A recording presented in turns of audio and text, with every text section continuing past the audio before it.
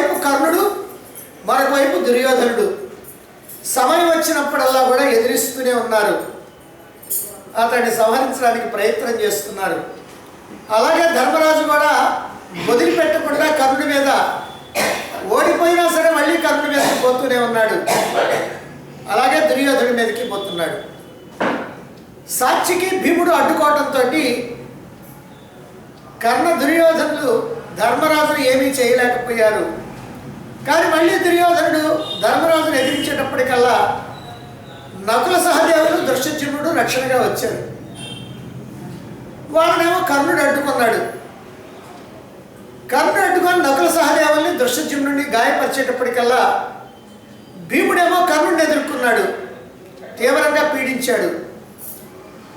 ధర్మరాజు కర్ణుడిని బాణాలతో తీవ్రంగా గాయపరిచి, ఆ తర్వాత కర్ణుడు ధర్మరాజు యొక్క శరీరంలో ఎక్కడా ఖాళీ లేకుండా బాణాలను గుప్పించి విడవటంతో బాధపడి ఆ బాధని భరించలేక శిబిరం వైపుకు వెళ్తూ ఉంటే కర్ణుడు వెంబడించాడు ధర్మరాజుని. వెంబడించి ఆయన్ని మాటలతో పరాభవం చేశాడు. శల్యుడి యొక్క సూచన మీద దుర్యోధనుడికి రక్షణగా కర్ణుడు వచ్చాడు. శల్యుడు చెప్పాడు, కర్ణ, అర్జునుడిని కనుక జయిస్తే నీకు కీర్తి, కానీ ధర్మరాజుతో పోరాడితే నీకేం ప్రయోజనమయ్యా? అదిగో ఇప్పుడు దుర్యోధనుడు ఇబ్బందిలో పడ్డాడు, భీమసేనుడి చేతిలో చిక్కాడు, ఆయన్ని నువ్వు రక్షించుకోపోయి అంటే అప్పుడు దుర్యోధన రక్షణ కోసం కర్ణుడు వెళ్ళాడు.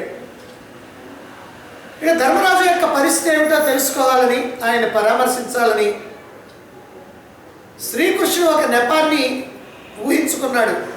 ఆ శ్రీకృష్ణుడి సలహా మీదనే అర్జునుడు శిబిరానికి రావాలని అనుకున్నాడు. అయితే అలా వస్తూ ఉంటే భీమసేనుడు కనిపించాడు. ఓ భీమా, ధర్మరాజు ఎక్కడున్నాడు అని అడిగితే, ఏమో నాకు తెలియదు, కానీ కర్ణుడి యొక్క బాణాలతో గాయపడి ఉన్నాడు, వెళితే శిబిరానికి వెళ్ళి ఉండవచ్చు అన్నాడు. సరే, నువ్వు వెళ్ళి ధర్మరాజుని పరామర్శించిరా, నేను ఇక్కడ కర్ణుడితో యుద్ధం చేస్తానని అర్జునుడు అంటే, లేదు లేదు నువ్వే వెళ్ళు, నేను కనుక ఇక్కడ వదిలిపెట్టి వెళితే నన్ను పారిపోయాడని అంటారు, అందుకని నేను వెళ్ళడానికి వీల్లేదు అన్నాడు భీముడు. సరేనని ధర్మరాజుని పలకరించాలనేటువంటి భావనతోటి కృష్ణార్జునులు ఇద్దరు కూడా శిబిరానికి వచ్చారు. అక్కడ శిబిరంలో ధర్మరాజు శయ్యి మీద హాయిగా పడుకొని ఉన్నాడు. ఒంట్లో గుచ్చుకున్నటువంటి బాణాలన్నింటినీ కూడా తీసి వాటికి కావాల్సినటువంటి మందు రాసుకొని విశ్రాంతి తీసుకుంటూ ఉన్నాడు. ఇద్దరు ఒక్కసారే కృష్ణార్జునులు వచ్చేటప్పటికల్లా ధర్మరాజుకి ఎంతో ఆనందంగా ఉంది. ఎందుకనంటే కర్ణుడిని సంహరించి వస్తున్నారు అని అనుకున్నాడు. ఎందుకంటే ఆయన మనసులో కర్ణుడే ఉన్నాడు కనుక కర్ణుడిని సంహరించే వస్తున్నారు అని అనుకొని, అర్జున, మీకు ఒక్క గాయం కూడా తగలకుండా కర్ణుడిని ఎలా చంపారయ్యా?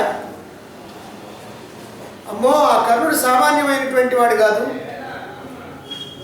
అసలు అతన్ని తలుచుకొనే 13 సంవత్సరాలు రాత్రిపూట నేను నిద్ర లేకుండా గడిపాను.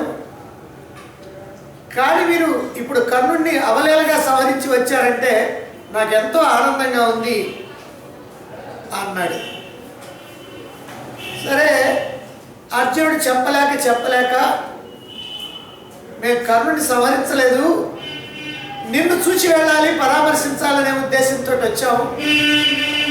కర్ణుడి యొక్క దెబ్బలకి బాధపడి ఉన్నావని నువ్వు ఎక్కడున్నావో తెలియక అంతటా వెతికి ఇక్కడికి వచ్చావు అని చెప్పేటప్పటికీ ధర్మరాజుకి చాలా కోపం వచ్చింది. కోపం వచ్చి అర్జునుడిని ఏనాడు కూడా అన్నటువంటి మాటలన్నీ అన్నాడు. కర్ణుడికి భయపడి పారిపోయి వచ్చావా? ఎందుకయ్యా నీ బ్రతికింకా? అసలు నువ్వు పుట్టకుండా ఉంటే బాగుండేది.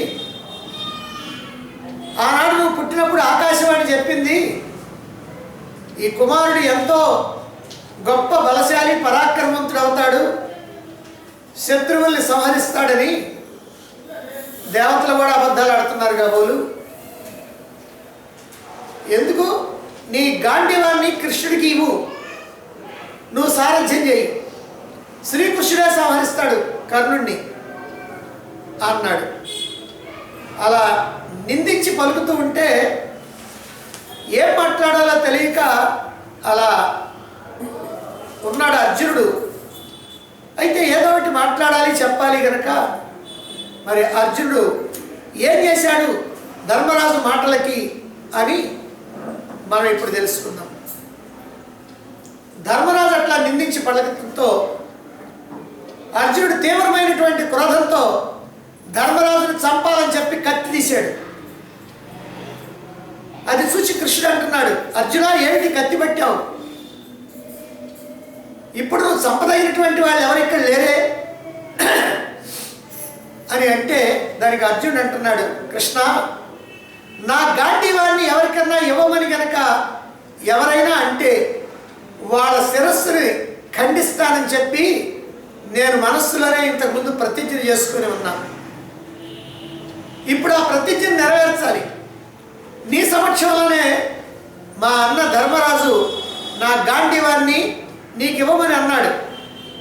దాన్ని నేను క్షమించలేను, నా ప్రతిజ్ఞ భంగం చేసుకోలేను, అందుకనే ధర్మరాజును సంహరిస్తాను అన్నాడు. దానికి శ్రీకృష్ణుడు అంటున్నాడు, ఓ పార్థ, నాకు ఇప్పుడు తెలుస్తున్నదయ్యా, నీవు పెద్దల సేవ చేసినటువంటి వాడివి కాదు. ధర్మాధర్మాలు తెలిసినటువంటి వాడు ఎవరైనా సరే నీలాగా ప్రవర్తిస్తాడా? చేయదగిన పనులు చేస్తూ చేయవలసినటువంటి పనులు చేయకుండా ఉండేటువంటి వాడు పురుషాధముడు అంటారు. నీకు శాస్త్రం తెలియదు, ప్రాణిహింస చేయకూడదన్నటువంటి విషయం తెలియదా నీకు? అసలు ధర్మాలలో గొప్ప ధర్మం ఏమిటంటే అహింస. అహింస పరమో ధర్మ అన్నారు.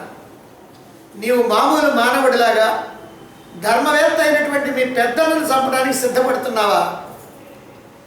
ఎదురు నిలిచి పోరాడకుండా ఉన్నటువంటి వారిని, శత్రువు కానటువంటి వారిని, యుద్ధ విముఖుడైనటువంటి వారిని, పారిపోయేటువంటి వాడిని, ప్రాణభయంతో శరణుగోరినటువంటి వాడిని సజ్జనులు ఎవరు కూడా సంహరించరు. మీ అన్నలో ఈ లక్షణాలు అన్నీ ఉన్నాయి, అటువంటి వాడిని నువ్వు చంపుతావా అన్నాడు కృష్ణుడు. ఆ మాటలు విని అర్జునుడు అంటున్నాడు, కృష్ణ, మాకు తల్లి, తండ్రి, గురువు, పరమ దైవం కూడా నీవే. నీకు తెలియనటువంటి ధర్మాలు కానీ, నీకు తెలియనటువంటి విషయాలు కానీ ఈ లోకంలో ఎవరికీ తెలియవు. ఒక పండితుడిలా నాకు హితాన్ని కలిగించేటువంటి మాట చెప్పు. ధర్మరాజుని చంపనవసరం లేదు, అయితే నా మానసిక ప్రతిజ్ఞ ఒకటి ఉంది కదా, మరి ఆ ప్రతిజ్ఞను నేను నెరవేర్చుకోవాలి. నా ప్రతిజ్ఞకి భంగం కలగకూడదు, ధర్మరాజు జీవించి ఉండాలి. ఇలా ఏదైనా ఉపాయం ఉంటే చెప్పు అన్నాడు అర్జునుడు. అప్పుడు కృష్ణుడు అంటున్నాడు, అర్జున, యుద్ధంలో కర్ణుడు బాణాలతో గాయపరిచి మాటలతో బాధ పెట్టాడు మీ అన్న ధర్మరాజుని. అందుకనే ధర్మరాజు కోపంతో అలా మాట్లాడాడు. లేకపోతే ఎప్పుడైనా నిన్ను అలా మాట్లాడేటువంటి వాడేనా? నీకు కోపం కనుక తెప్పించకపోతే కర్ణుడిని నువ్వు చంపవనేటువంటి ఉద్దేశంతో నీకు ప్రోత్సాహాన్ని ఇవ్వటం కోసమే అలా రెచ్చగొట్టి మాట్లాడాడు. కర్ణుడు మరణిస్తే కౌరవులందరూ మరణించినట్లే. అందుకే అలా అన్నాడు ధర్మరాజు. ఓ అర్జున, ధర్మరాజుని చంపదగదు, నీ ప్రతిజ్ఞాపాలనం కూడా పూర్తి చేసుకోవాలి. దానికి ఒక్కటే ఉపాయం. ఎవరైనా ఒక గౌరవించదగినటువంటి వ్యక్తిని గౌరవిస్తే అతడు జీవించి ఉన్నట్టు, అతడి కనుక అవమానం కలిగిస్తే అతడు జీవించి ఉన్నా మరణించినట్లే. కాబట్టి నువ్వేం చేస్తావంటే ధర్మరాజుని అవమానించడం కూడా ఎలాగంటే పెద్దల్ని నీవు అని కనుక ఏకవచనంతో సంబోధిస్తే వాళ్ళని అవమానించినట్టే. ఒక సమర్థుడైనటువంటి గురువుని నీవు అని కనుక సంబోధిస్తే సంబోధిస్తే అతన్ని చంపకుండా చంపినట్టే. అందువల్ల శాస్త్రాలు ఇలా చెబుతున్నాయి కనుక నీవు ఆ రకంగా ధర్మరాజుని సంబోధించు, ఏకవచనంతో సంబోధించు.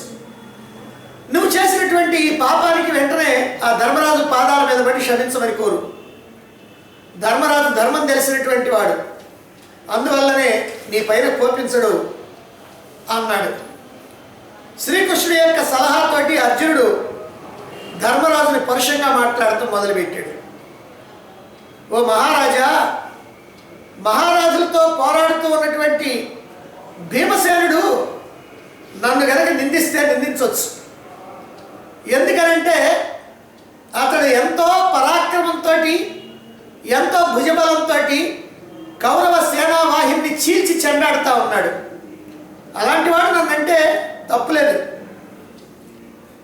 ఇక నకులుడు మహావీరులు ఎందరినో సంహరించాడు యుద్ధరంగంలో, అతడు కూడా నన్ను నిందిస్తే నిందించవచ్చు. ఇక సహదేవుడు కూడా దుష్కరమైనటువంటి పరాక్రమాన్ని ప్రదర్శిస్తూ ఉన్నాడు యుద్ధరంగంలో, అతడు కూడా నన్ను నిందించవచ్చు. ఇక సాక్షికి దృష్టజుమ్నుడు, ద్రౌపదేయులు, శిఖండి వీళ్ళంతా యుద్ధంలో పరాక్రమాన్ని ప్రదర్శిస్తూ ఉన్నారు, శత్రువుల్ని చీల్చి చెండాడుతూ ఉన్నారు. వాళ్ళు కూడా నన్ను నిందిస్తే నిందించవచ్చు. నీవు యుద్ధ భూమిలో ఏ పరాక్రమాన్ని చూపించావయ్యా? ఏ వీరుల్ని సంహరించావు నువ్వు? అసలు నీవు నన్ను నిందించడం ఏమిటి? నీవు వాచా బలవంతుడివే కానీ నిజమైన బలవంతుడివి కాదు. నేనెంతటి పరాక్రమవంతుడినా నీకు తెలుసు. భార్యా బిడ్డల్ని, జీవితాన్ని పణంగా పెట్టి నిత్యము నీ యొక్క అభిష్టాన్ని తీర్చడం కోసం ప్రయత్నం చేస్తూ ఉన్నా. అటువంటి నన్ను మాటలతో బాధ పెడతావా? నన్ను నిందిస్తావా? అసలు నీ ద్వారా మేము పొందిన సుఖం ఏమిటి? నీవు చేసిన గొప్ప ఘనకార్యం ఏమిటి? శకునితో పాచికలాడటం. మా అనుమతి లేకుండా మా అందరినీ పణంగా పెట్టావు. చివరికి ద్రౌపదిని కూడా పణంగా పెట్టి ఓడిపోయావు. దానివల్ల ఏం జరిగింది? నిండు సభలో ద్రౌపదికి ఘోరమైనటువంటి పరాభవం జరిగింది. ఆమెను రక్షించగలిగేటువంటి స్థితిలో ఉన్నటువంటి మేము కూడా ధర్మానికి కట్టుబడి, నీ మాటకు కట్టుబడి చేతులు ముడుచుకొని కూర్చోవాల్సి వచ్చింది. నీ జోదం వల్ల కాదు 12 సంవత్సరాల అరణ్యవాసం, 1 ఏడు అజ్ఞాతవాసాన్ని గడిపి అనేకమైనటువంటి క్లేశాలని అనుభవించాల్సి వచ్చింది. జోదం అనే వ్యసనంలో పడిపోయినటువంటి నీవు మాకు ఈ కష్టాలు తెచ్చిపెట్టావు. అంతేకాకుండా అనరాని మాటలు కూడా అంటూ నిందిస్తూ ఉన్నావు. నీ జోదం వల్ల కదా మన రాజ్యం పోయింది, నీ జోదం వల్ల కదా ఈ యుద్ధం వచ్చింది, ఈ యుద్ధం రావటం వల్ల కదా దేశాల వాళ్ళ రాజులు, రాజకుమారులు, సేనలు అన్నీ కూడా సంహారం అయిపోతూ ఉన్నాయి. ఎంతమంది వీరయోధులు మరణిస్తూ ఉన్నారు. ఈ పాపం అంతా ఎవరిది? ఇంత పాపాన్ని మూటగట్టుకుంటున్నటువంటి నీవు నన్ను నిందిస్తావా? నీ కోసం కాదు శిఖండిని అడ్డు పెట్టుకొని పితామహుడైనటువంటి భీష్ముడిని సంహరించింది. నీ కోసం కాదు గురుదేవుణ్ణి పోగొట్టుకుంది. నీ కోసం నా కుమారుడు అభిమన్యుడు వీరోచితంగా పోరాడి ప్రాణాలు వదిలేశాడు. నీ కోసం భీమపుత్రుడు ఘటోత్కచుడు, మహాబలవంతుడు, పరాక్రమవంతుడు ప్రాణాలు వదిలేశాడు. మన యొక్క మేలు కోసం మన పక్షాల్లో వచ్చినటువంటి మన బంధువులైనటువంటి విరాట ద్రౌపదులు ఇద్దరు కూడా నీ కోసం మరణించారు. ఎంతమంది మహావీరుల యొక్క ప్రాణాలు పోగొట్టుకున్నది నీ జోద వ్యసనం కారణంగానే కదా. నీవు నన్ను నిష్ఠుర వచనాలతోటి నిందిస్తా ఉన్నావు. నీ వ్యసనంతో మమ్మల్ని ఎన్ని రకాలైనటువంటి బాధలు పెట్టావో ఆ బాధలు చాలక ఇంకా నన్ను నిందించి మాట్లాడుతున్నావా అన్నాడు. ఇక్కడ శ్రీకృష్ణుడు నీవు అని సంబోధించు, దాంతో అవమానించినట్టు అవుతుంది అన్నాడు. కానీ అర్జునుడు చాలా దూరం వెళ్ళాడు. నీవు అని సంబోధించడం కాకుండా ధర్మరాజు యొక్క జోదం కారణంగా ఎన్ని రకాలైనటువంటి క్లేశాలను అనుభవించారో అవన్నీ కూడా అంటూ ఉన్నాడు. అంటే ఇవన్నీ కూడా అర్జునుడిలో దాదాపుగా దాగి ఏమైనా ఉన్నాయా? ఈ ఆలోచనలన్నీ మనసులో ఉండి అనుకోకుండా ఇప్పుడు బయటకు వస్తున్నాయో మరి ఏమో. మొత్తం మీద అర్జునుడు కూడా తీవ్రంగా ధర్మరాజును నిందించాడు. ధర్మరాజు బాగా బాధపడేటట్టుగా నిందించాడు. అంటే కొద్దిగా రెచ్చిపోవయ్యా అని శ్రీకృష్ణుడు అంటే బాగానే రెచ్చిపోయాడు అర్జునుడు. ఇది తన మనసులో గూడు కట్టుకున్నటువంటి దాగి ఉన్నటువంటి భావం అని కూడా మనం అనుకోవచ్చు. అలా ఉండబట్టే పైకి తనుకొని వచ్చినాయేమో. ఏమైనా అర్జునుడి యొక్క మనస్తత్వం మాత్రం చాలా సున్నితమైనటువంటిది. ఎప్పుడు కూడా ధర్మరాజుని ఒక పల్లెత్తు మాట అని ఉన్నటువంటి వాడు కాదు. పైగా భీముడు కానీ ద్రౌపది కానీ ధర్మరాజుని ఏదన్నా కనుక కోపంతో మాట్లాడితే వాళ్ళని శాంతపరిచేటువంటి వాడు అర్జునుడు. తాను మాత్రం ఏనాడు కూడా ధర్మరాజుని పల్లెత్తు మాట అల్లా. మరి అటువంటి అర్జునుడు ఈ రోజున ఇలా మాట్లాడాడు.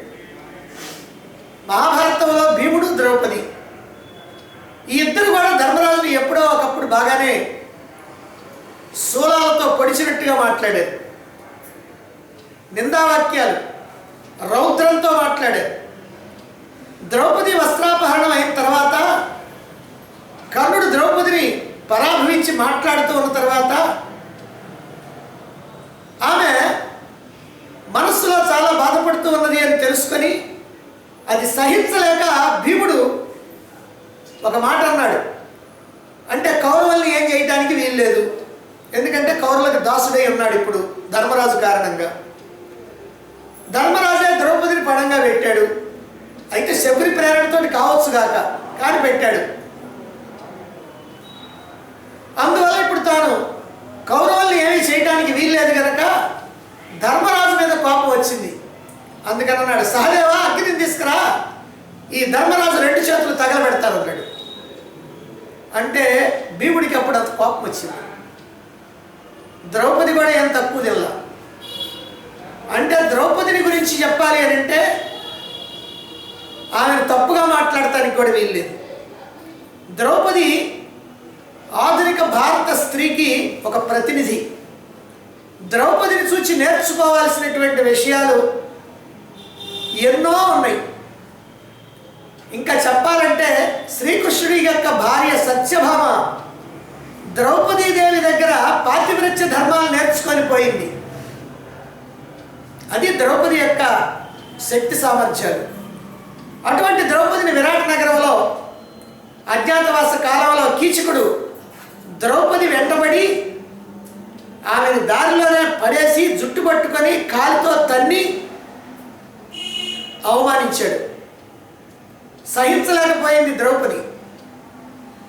ద్రౌపది యొక్క చరిత్రను చూస్తే అక్కడేమో కౌరవ సభలోనేమో తీవ్రమైనటువంటి పరాభవం, నిండు సభలో వస్త్రాపహరణం, అరణ్యాల్లోనేమో సైంధవుడు ఎత్తుకొని పోయాడు తన రథం మీద కూర్చోబెట్టుకొని. విరాట నగరంలోనేమో కీచకుడు ద్రౌపది వెంటబడ్డాడు. ఇలా ద్రౌపది ఎప్పుడు కూడా ఈ బాధలకు లోనవుతానే ఉంది. నిజంగా చెప్పాలంటే ధర్మరాజు యొక్క జోదం కారణంగా బాధపడ్డటువంటి వాళ్ళలో ప్రధానమైనటువంటి పాత్ర ద్రౌపది పాత్ర. కీచకుడు ఇట్లా నేల మీద పడేసి కాలుతో తంతే ద్రౌపది సభలోకి వెళ్ళి విరాట మహారాజుతో జరిగినటువంటి విషయాన్ని చెప్పింది. విరాట మహారాజు కీచకుడిని ఏమీ అనలేడు. ఎందుకంటే కీచకుడి యొక్క బలప్రతాపం మీద అతని యొక్క రాజ్యం ఆధారపడి ఉంది. ఎందుకంటే ఎప్పుడు కూడా ఈ విరాట నగరం మీద కన్నేసి ఉంచినటువంటి వాడు పక్కనే ఉన్నటువంటి త్రిగర్త దేశాధిపతి సుశర్మ. ఆ సుశర్మ కీచకుడి కారణంగా ఈ విరాటుడి మీదకి రాలేకపోతున్నాడు. అందుకని విరాట మహారాజు కీచకుడిని ఏమీ అనే స్థితి లేదు. అందుకని ద్రౌపది వచ్చి కీచకుడు నన్ను ఇలా చేశాడు, మరి మీరు ఏం చెప్తారు దీనికి సమాధానం అని అంటే ఆయన వెంటనే ఏమీ చెప్పలేక నేను తర్వాత ఆలోచించి ఆ కీచకుడిని మందలిస్తాను అన్నాడు. అన్నప్పుడు అయినప్పటికీ కూడా ద్రౌపది శాంతించక అలాగే నిలబడ్డది. ఆ నిలబడితే అప్పుడు ధర్మరాజు, అంటే కక్కుబొట్టు వేషంలో రాజు పక్కనే ఉన్నటువంటి ధర్మరాజు అంటున్నాడు, ఎందుకు రాజు చెప్పాడు కదా, ఇంకా నాట్యగత్తెలాగా ఈ సభలో ఎందుకు నిలబడతావు అన్నాడు. అంటే ఆయనే మాట జారాడు. ఎందుకనంటే ద్రౌపది అక్కడి నుంచి వెళ్ళాలి అని. అజ్ఞాతవాస కాలంలో వాళ్ళు ఎట్లాగైనా సరే బయటపడకుండా ఉండాలి. అందుకని గొడవ పెద్దది కనుకైతే ఏమవుతుందో అందుకని ఆమెను పంపిస్తే సరిపోద్ది అనుకున్నాడు. అందుకని నాట్యగత్తెలాగా ఎందుకు ఇట్లా నిలబడతావు, వెళ్ళు, రాజుగారు ఆలోచిస్తారు ఆ విషయం అన్నాడు. అప్పుడు ద్రౌపది అంది, నా భర్త ఒక జోదరియాలకి గర్వతనం పెట్టవచ్చు అన్నది. నువ్వు చెప్పినట్టు అంత నాట్యగత్తెలాగా ఉండకుండా ఎలా ఉంటావు, నేను జోదరి పెళ్ళాన్ని అని అన్నది. అంటే మళ్ళీ ధర్మరాజునే అనేసింది. కానీ అర్జునుడు ఏనాడు కూడా ధర్మరాజుని ఒక్క మాట నెరగడు. అలాంటి అర్జునుడు ఈ రోజున ధర్మరాజుని ఆ రకంగా మాట్లాడాడు. అయితే ధర్మరాజు కూడా అర్జునుడిని అట్లానే మాట్లాడాడు. నీ బ్రతికెందుకు అన్నాడు, నువ్వు ఆ ఆయుధాన్ని, నీ గాంధీవాన్ని శ్రీకృష్ణుడికి ఇమ్మన్నాడు, నువ్వు పుట్టకుండా ఉంటే బాగుండేదన్నాడు. అసలు 5వ నెలలోనే కుంతి కడుపులో నుంచి కనుక నువ్వు పడిపోయినట్టయితే ఇంకా బాగుండేదన్నాడు. ఇలా ధర్మరాజు మాట్లాడాడు, అలాగనే అర్జునుడు కూడా మాట్లాడాడు.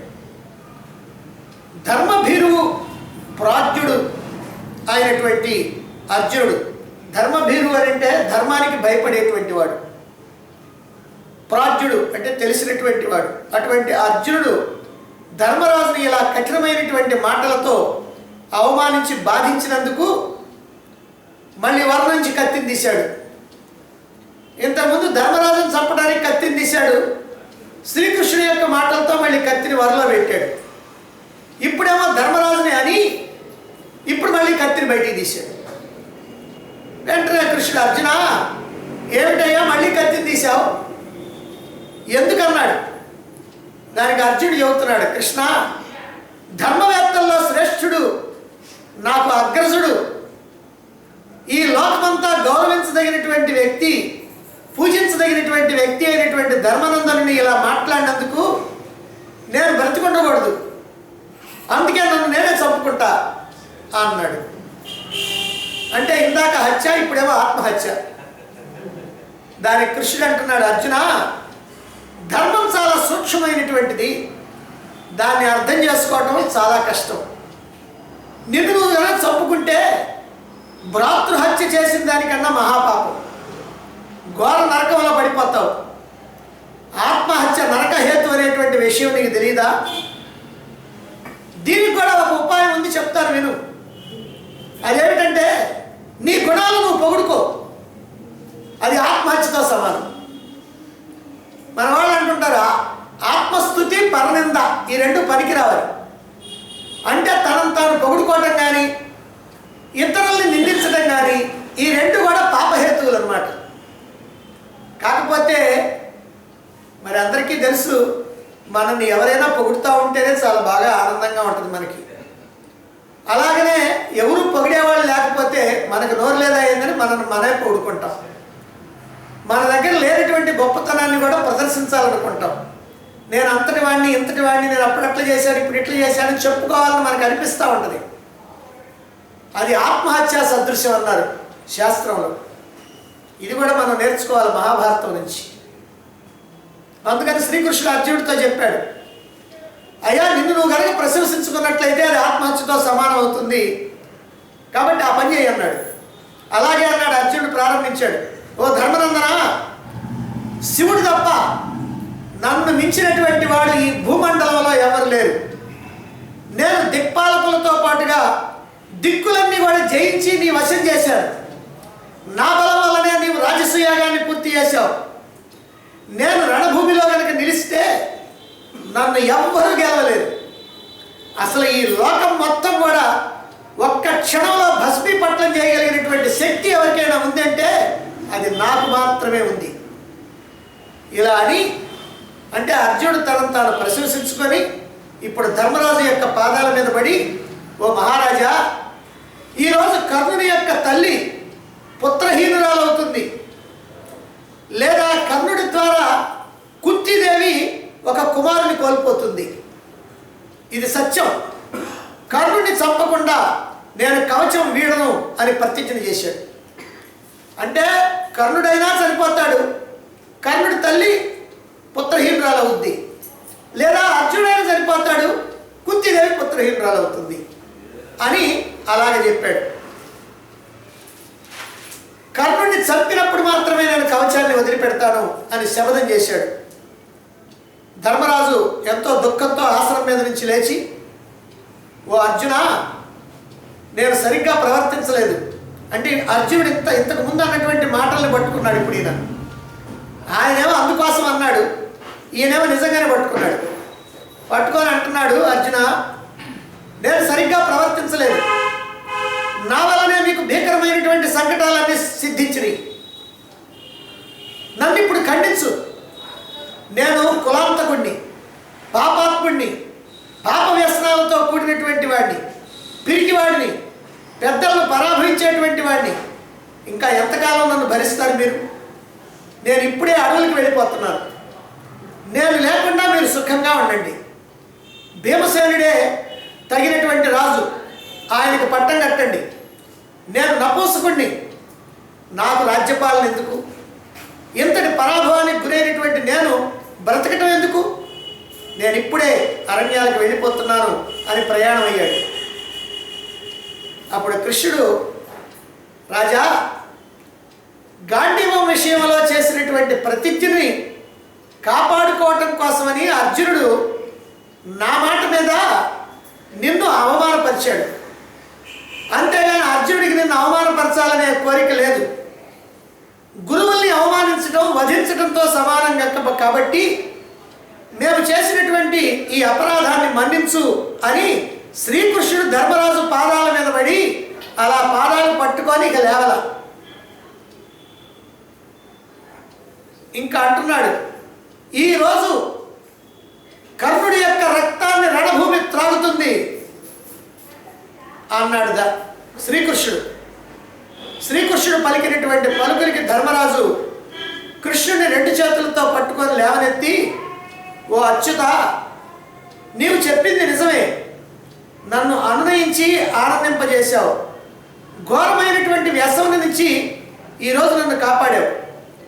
నీ బుద్ధి అనేటువంటి తెప్పని ఆశ్రయించుకొని మేమంతా ఈ దుఃఖ సాగరాన్ని దాటుతా ఉన్నాం అన్నాడు ధర్మరాజు.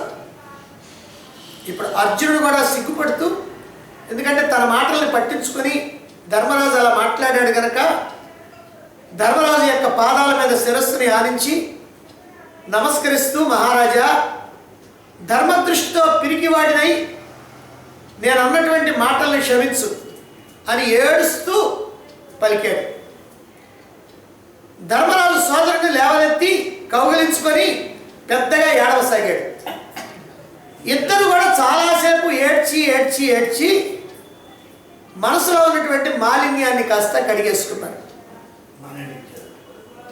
ఓ అర్జున, ఈరోజు కర్ణుడు రణభూమిలో నా కవచాన్ని, నా ధ్వజాన్ని, నా ధనుస్సుని, నా శక్తిని, నా గుర్రాలని, నా బాణాలని అన్నింటినీ ఖండించి వేశాడు.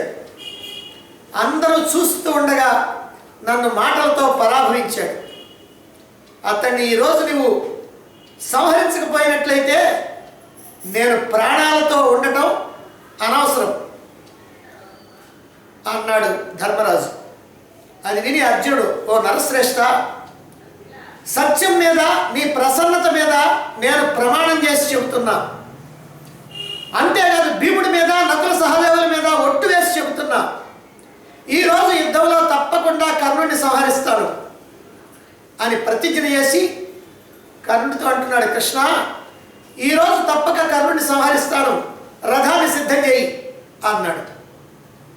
మళ్ళీ ధర్మరాజుతో అంటున్నాడు అర్జునుడు, పాపాత్ముడైనటువంటి ఆ రాధేయుడిని అనుచరులతో సహా ఈరోజు సంహరిస్తాను, ఈరోజు కర్ణుడిని చంపి కానీ నీ దర్శనం చేసుకోను అన్నాడు. ధర్మరాజు అర్జునుడిని విజయభవ అని దీవించాడు. అక్షయ కీర్తి, చిరాయుష్షు, మనోవాంఛలు నీకు లభించుగాక అని ఆశీర్వదించి పంపాడు ధర్మరాజు. ఇప్పుడు శ్రీకృష్ణుడు దారుకుడిని పిలిచి అర్జునుడు చెప్పినట్టుగా రథాన్ని సిద్ధం చేయమన్నాడు. మహాభారతంలో ఇది కూడా ఒక ప్రత్యేకత ఇక్కడే తెలుస్తుంది. సాధారణంగా ఏమిటంటే సారథి రథాన్ని సిద్ధం చేస్తాడు. అంటే రథానికి గుర్రాలు కడతాం కానీ, రథంలో ఉన్నటువంటి సామాగ్రి అంతా ఉన్నదా లేదా అని చూసుకోవటం కానీ, ఇలా అన్ని వ్యవహారాలు కూడా సారథి చూసుకుంటాడు. శ్రీకృష్ణుడికి సారథి దారుకుడు, శ్రీకృష్ణుడేమో అర్జునుడికి సారథి.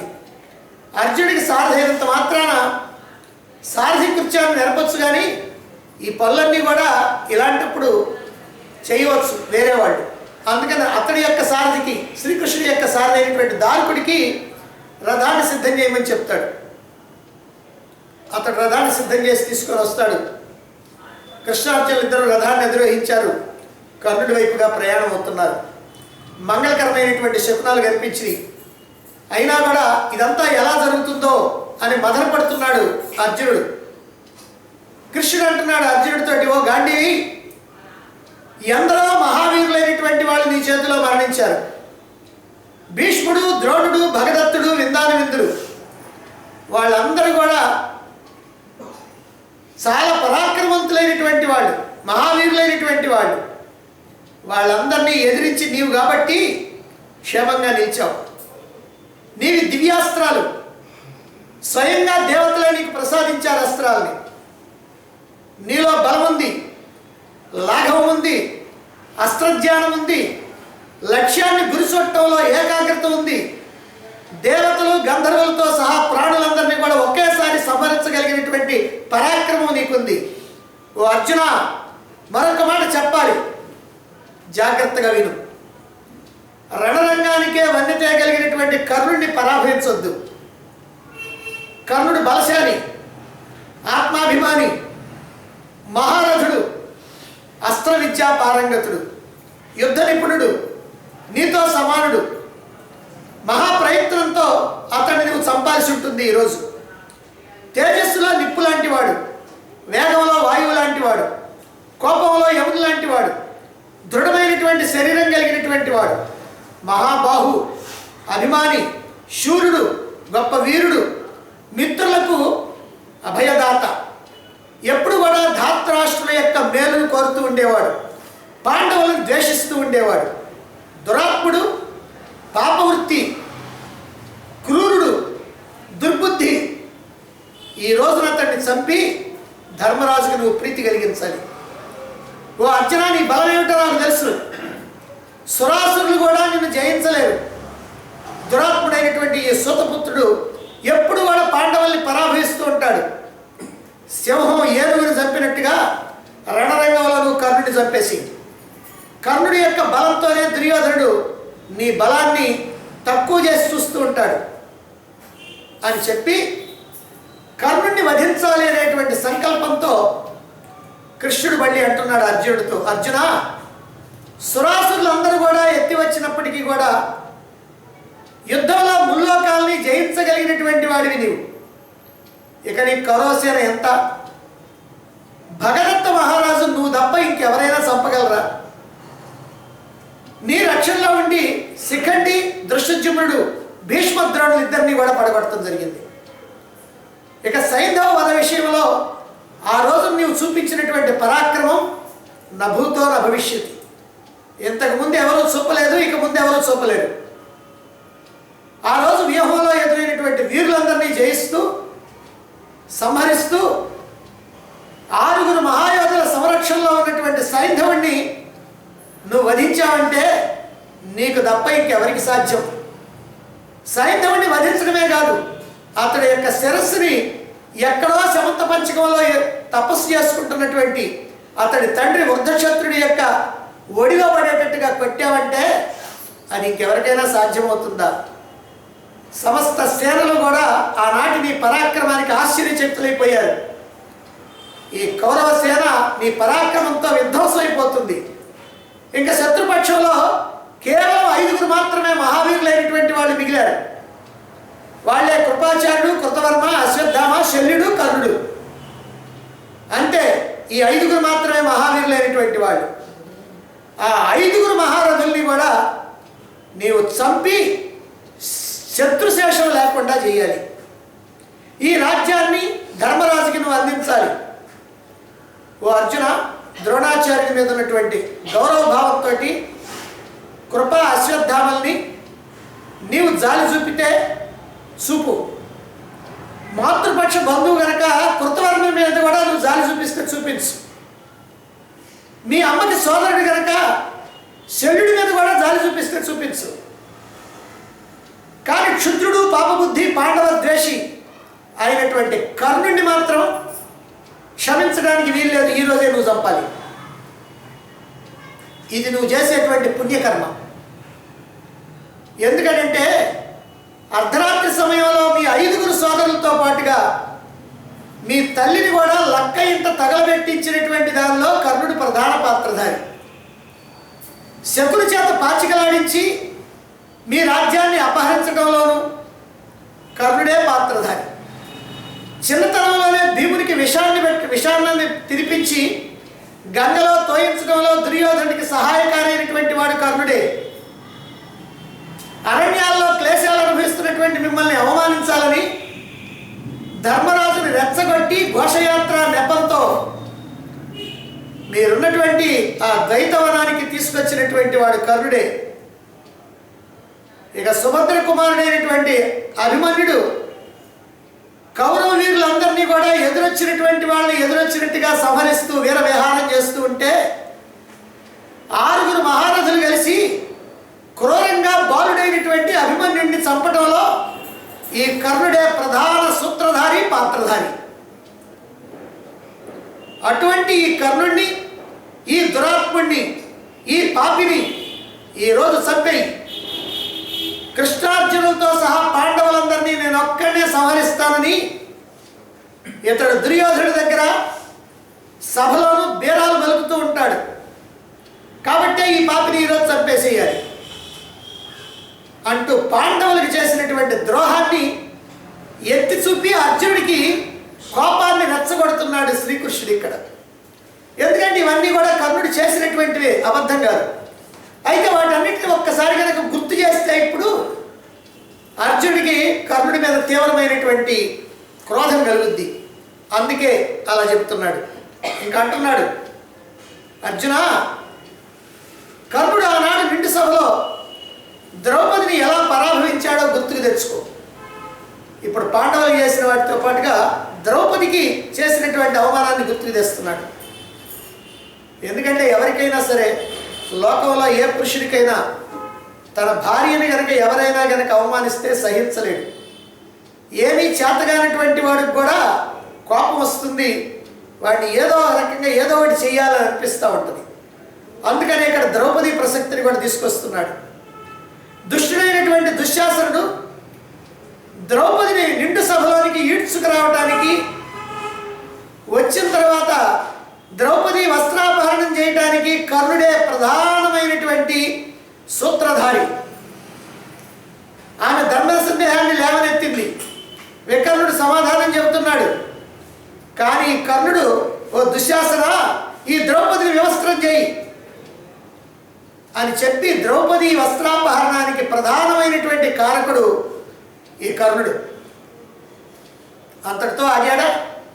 ఆగకుండా వస్త్రాపహరణం ప్రయత్నం విఫలం కావటం, ఆ తర్వాత ద్రౌపదీదేవి యొక్క పాతివ్రత్య మహాత్యాన్ని సభలో ఉన్నటువంటి వాళ్ళందరూ వేరేవాళ్ళ పొగడటం, దుర్యోధనాదుల యొక్క దుర్మార్గాన్ని నిరసించడం అంతా జరిగిన తర్వాత మళ్ళీ ఈ కర్ణుడు ఏమంటున్నాడు, ఓ ద్రౌపది, నీకు 5గురు భర్తలున్నా ఏం ప్రయోజనం? వాళ్ళు నపూసకులు, జోదంలో ఆలిన వంటి ఓటు పడినటువంటి మరొక వరుణ్ణి ఎంచుకో అని దుర్యోధనుడి పక్కన చూచి కన్ను గీటాడు. దుర్యోధనుడు తొడ మీద ఉన్నటువంటి వస్త్రాన్ని తొలగించి కూర్చోమని చెప్పి తొడని సరిచాడు. ఈ ప్రకారంగా కర్ణుడు చేసినటువంటి ఘోరాలు ఎన్నో చెప్పడానికి వీల్లేదు. ఎంత వాచాలత్వంతో మాట్లాడాడో, మిమ్మల్ని ఎంతగా పరాభవించాడో, ద్రౌపది పరాభవంలో ఎంత ప్రధానమైనటువంటి పాత్రధారో నీకు తెలుసు. కాబట్టి ఆ కర్ణుడిని ఏనాటికి కూడా వదిలిపెడటానికి వీల్లేదు. ఇంకా ఓ పాంచాలి, నువ్వు దాసభార్యవి, నువ్వు దాసివి, నీకు భర్తలు లేరు, నీ భర్తలంతా ఒకరినొకరు చూసుకుంటూ దీనంగా దుఃఖిస్తూ ఉన్నటువంటి పుచ్చిపోయిన నువ్వులు వంటి వారు. అంటే నపుంసకులని అర్థం, పుచ్చిపోయిన నువ్వులు. నీవు దుర్యోధనుడిని సేవించుకో, దుర్యోధనుడి యొక్క భార్యని పాద సమాహనం చేసి, అంటే పాదాలెత్తి ఆమెకి సేవ చేసుకో అని కర్ణ కఠోరంగా పలికినటువంటి వాడు ఈ కర్ణుడు. ఈ దురాత్ముడిని నిర్దాక్షిణ్యంగా చంపేసేయి అన్నాడు. ఇప్పుడు ద్రౌపదికి జరిగినటువంటి పరాభవాన్ని గుర్తుకు తెచ్చి అర్జునుడి యొక్క క్రోధాన్ని రెచ్చగొడుతూ కర్ణ వధకి అర్జునుడిని సిద్ధం చేస్తున్నాడు. ఇంకా అంటున్నాడు, ఓ అర్జున, కౌరవ పాండవులకి సంధి చేయాలని ధర్మరాజు యొక్క కోరికతో మీ దూతగా నేను కౌరవ సభలో ప్రవేశించాను. ఈ దురాత్ముడు కర్ణుడు దుర్యోధన దుశ్శాసనంతో కలిసి నన్ను బంధించాలని ప్రయత్నం చేశాడు. అటువంటి ఈ కర్ణుడిని చంపకుండా వదిలేస్తావా అన్నాడు. అంటే మీకింత సహాయం నేను చేస్తున్నాను కదా, మీ వాణ్ణి కదా నేను, అటువంటి నన్ను బంధించాలనుకున్నాడు కాబట్టి వాడి మీద నువ్వు కక్ష తెచ్చుకోవద్దా అనేటువంటి భావంతో, అర్జున, ఈ కర్ణుడిని ఆశ్రయించి దుర్యోధనుడు మీతో యుద్ధానికి సిద్ధమయ్యాడు. అన్ని పాపాలలో దురాత్ముడైనటువంటి పాపబుద్ధి అయినటువంటి ఈ కర్ణుడే ప్రధాన కారణం. ఎన్నో పాపాలు దుర్మార్గాలు చేసినటువంటి ఈ కర్ణుడికి నీ బాణాలతో జీవితాశ నశించిపోవాలి. గాంధీవం నుంచి వెలువడేటువంటి బాణాలు తగులుతూ ఉంటే ఈ దురాత్ముడికి భీష్మద్రోణుల యొక్క వచనాలు గుర్తుకు రావాలి. నీ బాణాలు కర్ణుడి యొక్క కవచాన్ని ఛేదించి అతడి యొక్క రక్తం త్రాగాలి. నీ భుజాల నుంచి వెలువడేటువంటి బాణాలు అతడి యొక్క మర్మస్థానాన్ని ఛేదించాలి, అతన్ని యమసదనానికి పంపించాలి. శల్యుడి యొక్క రథాన్ని భగ్నం చేసి గుర్రాలను కనుక చంపేస్తే శల్యుడు రథాన్ని విడిచిపెట్టి భయంతో పారిపోతాడు. కర్ణుడు చూస్తుండగానే అతని కుమారుడు వృషసేనుడిని ఆ కర్ణుడి ఎదురుగానే నువ్వు సంహరించాలి. అప్పుడే యుద్ధరంగంలో నీ ప్రియపుత్రుడైనటువంటి అభిమన్యుడి యొక్క మరణానికి ప్రతీకారం తీర్చుకున్నట్టు అవుతుంది. ఇప్పుడు అభిమన్యుడి యొక్క మరణాన్ని కూడా మళ్ళీ గుర్తు చేస్తూ ఉన్నాడు. అందుకని కర్ణుడితో సమానమైనటువంటి బలపరాక్రమాలు కలిగినటువంటి కుమారుడు కర్ణుడి కుమారుడు వృషసేనుడు. మిగిలిన వాళ్ళు 10 మంది ఉన్నా వృషసేనుడు ఒక్కడే మహావీరుడైనటువంటి వాడు, అస్త్రశస్త్ర సంపద కలిగినటువంటి వాడు. అందుకు అతన్ని కర్ణుడు ఎదురుగా చంపాలి. నువ్వు కర్ణుడు ఏం చేశాడంటే, నువ్వు లేనప్పుడు, ఎవరు లేనప్పుడు, ఎవరు సహాయం లేనప్పుడు అన్యాయం చేసి 6 చుట్టూ నిలబడి సంహరించాడు. నీవు అందరి ఎదుట, కర్ణుడి ఎదుట ఆ కర్ణుడి కుమారుని సంహరించాలి. నీ చేతిలో చచ్చి రక్తసిక్తమైనటువంటి దేహంతో నేలపైన అచేతనంగా పడిపోయినటువంటి ఈ దుష్టుడిని చూచి దుర్యోధనుడి జీవితం మీద, రాజ్యం మీద ఆశను వదులుకోవాలి. నీ వాళ్ళంతా కర్ణుడి యొక్క భార్గవాస్త్రంతో ప్రాణాలు వదిలేస్తా ఉన్నారు. వాళ్ళందరినీ ఇప్పుడు నువ్వే రక్షించాలి. నీ సేనలో ఉన్నటువంటి వీరుల్ని కర్ణుడు సంహరిస్తా ఉన్నాడు. అతన్ని చూచి పాంచాలతో సహా అందరూ కూడా పారిపోతా ఉన్నారు. ఇప్పుడు కర్ణుని కనుక ఉపేక్షిస్తే మీకోసం యుద్ధం చేస్తూ ఉన్నటువంటి పాంచాలంతా కూడా సేనలతో సహా సర్వనాశనం అయిపోతారు. కాబట్టి విజృంభించు, కర్ణుని సంహరించు, నీ వారిని కాపాడుకో, దీనికి నువ్వే సమర్థుడివి అని అన్ని విధాలుగా అర్జునుడిని ప్రోత్సహించాడు శ్రీకృష్ణుడు. శ్రీకృష్ణుడి యొక్క మాటలతో అర్జునుడు ఉత్సాహాన్ని పొంది వీరోచితంగా మాట్లాడుతున్నాడు. మరి ఏం మాట్లాడుతున్నాడు అనే విషయాన్ని మనం రేపు తెలుసుకుందాం.